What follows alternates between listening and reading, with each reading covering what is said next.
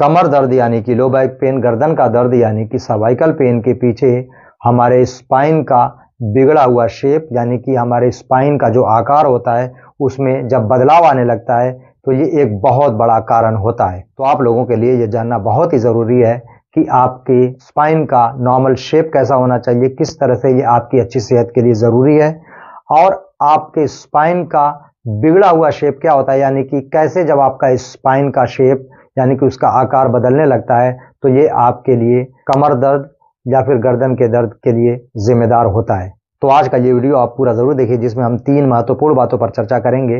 Number 1 कि आपका normal spine कैसा होना चाहिए। नंबर 2 हम ये भी जानेंगे कि हमारी स्पाइन के शेप में ऐसे कौन से बदलाव आने लगते हैं जो हमारे कमर दर्द और गर्दन के दर्द का कारण बनते हैं। और नंबर 3 कि हमें किस तरह से अपने स्पाइन के नॉर्मल शेप को मेंटेन करके रखना चाहिए ताकि हम कमर दर्द और गर्दन के दर्द से अपने आप को बचा सकें। मैं डॉक्टर तारिक कमाल फिटनेस और हेल्थ की दुनिया में आप सबका स्वागत करता हूं, जिसका नाम है फिजियो फिटनेस एट होम।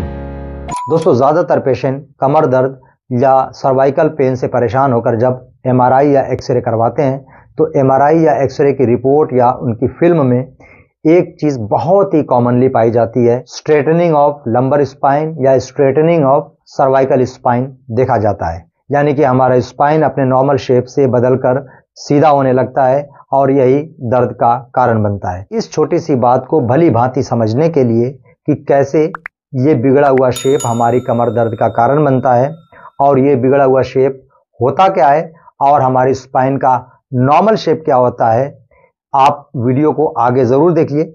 जब तक आप अपने स्पाइन के नॉर्मल शेप को अच्छे से समझ नहीं पाएंगे और किस तरह से वो बिगड़ता है ये नहीं समझ पाएंगे, आप अपने दर्द को अच्छे से पहचान नहीं पाएंगे। और जब तक आप अपने दर्द को या दर्द के कारण को अच्छे से पहचान नहीं पाएंगे तो आप उसका सीरियस होकर ट्रीटमेंट नहीं कर पाएंगे। तो इस वजह से आपको अपने स्पाइन के बारे में जानना बहुत ही जरूरी है। दोस्तों, जब आप अपने स्पाइन को साइड से देखेंगे तो आपको ये एक रेंगने वाले कीड़े की तरह दिखेगा। और बड़े ताज्जुब की बात है कि हमारे स्पाइन का ये अजीब सा दिखने वाला यानी कि कीड़े की तरह दिखने वाले आकार ही हमारी अच्छी कमर के लिए और हमारी अच्छी गर्दन के लिए यानी कि हमारी अच्छी सेहत के लिए जिम्मेदार होता है। एक हेल्दी और अच्छा स्पाइन 3 जगह से कर्व लिए हुए होता है। गर्दन यानी कि सर्वाइकल एरिया और कमर यानी कि लंबर एरिया पर ये आगे की तरफ उभार लिए हुए होता है, जिसको हम लॉर्डोटिक कर्व बोलते हैं। ये कर्व बना रहना हमारी अच्छी सेहत के लिए बहुत ही जरूरी है। और पीठ के एरिया पर ये कर्व पीछे की तरफ उभरा हुआ होता है, जिसको हम काइफोटिक कर्व बोलते हैं। इस कर्व का बना रहना भी हमारी अच्छी सेहत के लिए बहुत ही जरूरी है। ये तो हो गया हमारे स्पाइन का नॉर्मल शेप।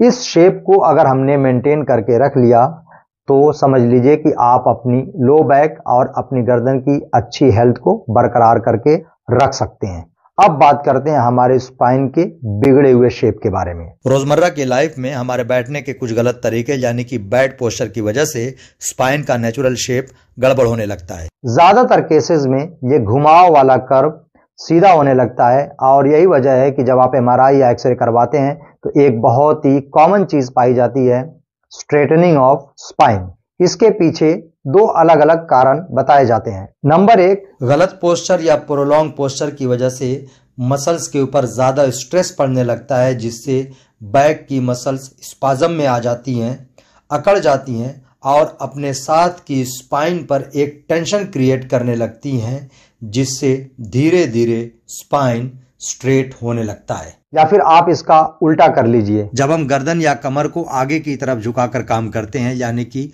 फॉरवर्ड पोस्चर में बने रहते हैं तो सर्वाइकल और लंबर स्पाइन जो नेचुरली पीछे घुमा रहता है, लगातार फॉरवर्ड पोस्चर में बने रहने की वजह से आगे मूव करने लगता है और स्पाइन का यह कर्व स्ट्रेट हो जाता है। जब वो सीधा होने लगता है तो अपने पीछे की मसल्स को पुल करने लगता है, उसके ऊपर एक खिंचाव आने लगता है, स्ट्रेस पड़ने लगता है, जो दर्द का कारण बनता है।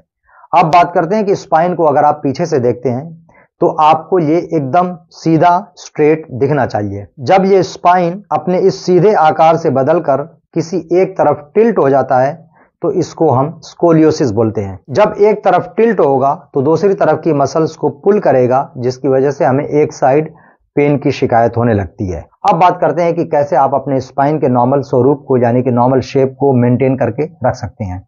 अपना पोस्चर अच्छा रखिए, बहुत ज़्यादा देर तक एक ही जगह बैठकर काम मत करिए, गर्दन को आगे झुकाकर कोई भी काम मत करिए, जैसे कि न्यूज़पेपर पढ़ना या फिर किताब पढ़ना, मोबाइल फ़ोन यूज़ करना, लैपटॉप यूज़ करना, इन सारे काम में ज़्यादातर लोग हम आगे झुकाकर करते हैं। ऐसा मत करिए। कमर को आगे की तरफ झुकाकर काम मत करिए। आपकी कुर्सी और आपकी कमर के बीच में गैप मत रखिए, हमेशा कुशन रख के काम करिए और बहुत ज़्यादा देर तक एक ही जगह पर बैठकर काम मत करिए। अब ट्रीटमेंट की बात करते हैं।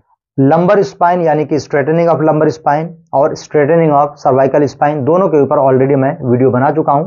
आप जाकर यहां से देख सकते हैं, डिस्क्रिप्शन बॉक्स में भी लिंक दे दिया है, वहां से जाकर वो वीडियो देख लिया और उन पर कैसे कैसे उनकी करेक्टिव एक्सरसाइजेस मैंने बताई हैं वो समझिए और उनको आज से ही स्टार्ट कर दीजिए। तो दोस्तों एक बार फिर से बता दूं कि आपकी जो प्रॉब्लम है उसको जानना बहुत ही ज़रूरी है। अंधेरे में तीर चलाकर आप अपना ट्रीटमेंट मत करिए। जब तक आप अपनी कंडीशन को अच्छे से जान नहीं पाएंगे, आप उसका अच्छे से ट्रीटमेंट भी नहीं कर पाएंगे। तो आज का ये वीडियो आपको कैसा लगा कमेंट बॉक्स में ज़रूर लिखिए। कमेंट बॉक्स में और भी आप मुझे सुझाव दीजिए ताकि मैं अपनी वीडियो को बेहतर से बेहतर कर सकूँ। वीडियो को लाइक कीजिए, ज़्यादा से ज़्यादा लोगों को शेयर करिए ताकि और भी लोग इससे फ़ायदा उठा सकें। अगर आप चैनल पर नए हैं तो चैनल को सब्सक्राइब करने के साथ साथ बेल आइकन भी दबाइए ताकि मैं कोई भी वीडियो बनाऊं तो उसकी नोटिफिकेशंस आपको मिलती रहें। Thank you.